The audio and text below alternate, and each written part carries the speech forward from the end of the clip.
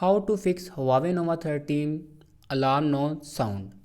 So let's start the video. First of all, open clock, and here you can see the option alarm. Now click on alarm and then open a alarm.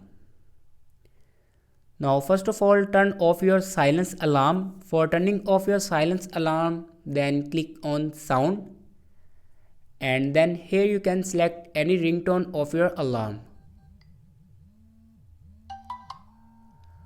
After that, go back and turn on your